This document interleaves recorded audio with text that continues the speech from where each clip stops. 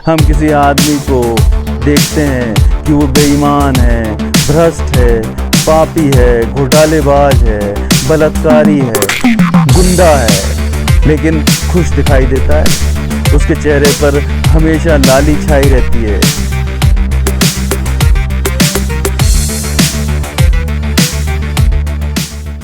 नमस्कार साथियों, मैं Rajendra Kumar news point of view से। आज हम बात करेंगे जीवन में तनाव की, टेंशन की। ये जीवन में तनाव होता क्यों है? क्या कारण होते हैं तनाव होने के? आइए समझते हैं। आपको भी ऐसे लोग मिलते होंगे, मुझे भी मिलते हैं, ये बोलते हुए कि जीवन में सब कुछ है लेकिन शांति नहीं है, सुकून नहीं है। कई लोग तनावग्रस्त रहते हुए मानसिक अवसाद के शिकार हो जाते हैं। कई लोग ज्योतिषों के और बाबाओं के चक्कर में फंस जाते हैं, लेकिन फिर भी तनाव नहीं हटता। हम जानते हैं हमारे जीवन में तनाव क्यों है, लेकिन हम उन कारणों को नहीं हटाना चाहते जिस कारण से हम तनाव में हैं।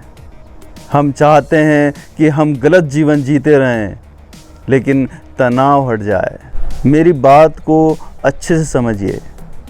जो भी दुनिया में मायावी खेल चल रहे हैं या जो भी मायावी खेल हैं, उसका कारण ये है कि बेईमानी और पाप करते हुए लोग सुखी दिखाई देते हैं, और जो लोग ईमानदारी के पथ पर हैं या भोले हैं या निश्चल हैं या निर्दोष हैं, वो दुखी प्रतीत होते हैं।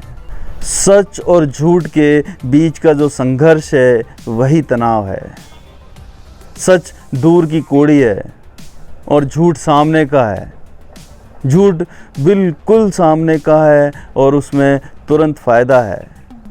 इसलिए आदमी झूठ की तरफ जाता है और सच उसको अपनी ओर खींचता है।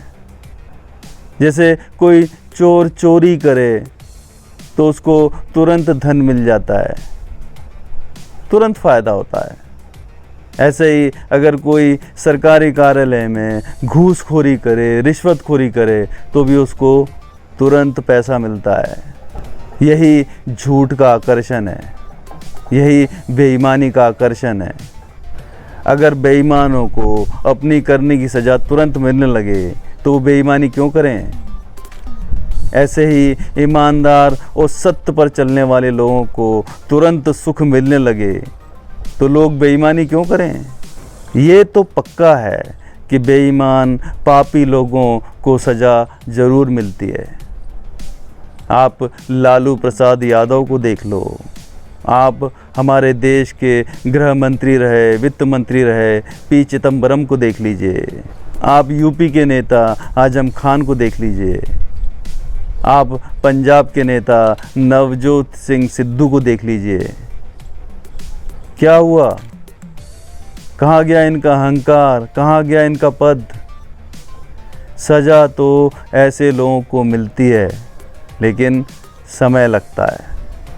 आप मेरी बात को अच्छी तरह से समझिए। तनाव होता है सच और झूठ के परस्पर संघर्ष से।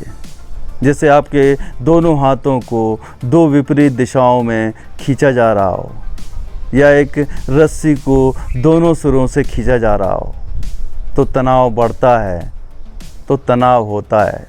इसी बात को समझते हुए मैं आपको 3 प्रचलित तरीके बताता हूँ। हमारे जीवन में ऐसे लोग मिल जाएंगे जो इन तरीक़ों का इस्तेमाल करते हैं अपना तनाव कम करने के लिए।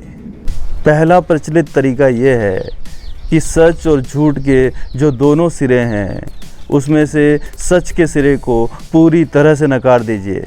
अपना जीवन पूरी तरह झूठ में जिए, तो तनाव खत्म हो जाएगा। जैसे हम किसी आदमी को देखते हैं कि वो बेईमान है, भ्रष्ट है, पापी है, घोटालेबाज है, बलात्कारी है, गुंडा है, लेकिन खुश दिखाई देता है। उसके चेहरे पर हमेशा लाली छाई रहती है, बड़ी बड़ी कारों में घूमता है, उसके बच्चे अच्छे हैं, सब कुछ उसकी दुनिया में बढ़िया चल रहा है। जब आप अपने जीवन से सच को पूरी तरह से हटा देते हैं तो तनाव खत्म हो जाता है। जब रस्सी का एक सिरा ही बचा तो तनाव कैसा। हमें ऐसे कई लोग जीवन जीते हुए दिखाई दे जाएंगे जो भ्रष्ट हैं, बेईमान हैं, लेकिन सुखी प्रतीत होते हैं। दूसरा सबसे प्रचलित तरीका है पाखंड का। इसमें आदमी सच और झूठ के बीच का जो तनाव है उसको रस्सी को बीच में से काट देता है। जैसे वो जीवन में 365 दिन बकरी और मुर्गे खाता है, लेकिन 9 दुर्गा के उपवास के समय छोड़ देता है। ये पाखंड है। ज़्यादातर लोग सच और झूठ के बीच में एक एडजस्टमेंट कर लेते हैं।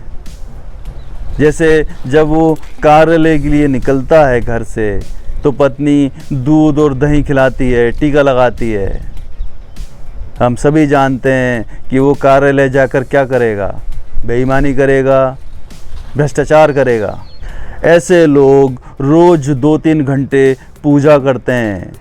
धार्मिक रीति रिवाजों के जरिए वो अपने आप को निर्दोष बताने में लगे रहते हैं। वो कहते हैं कि मैं बेईमानी करता हूँ लेकिन पूजा भी तो करता हूँ।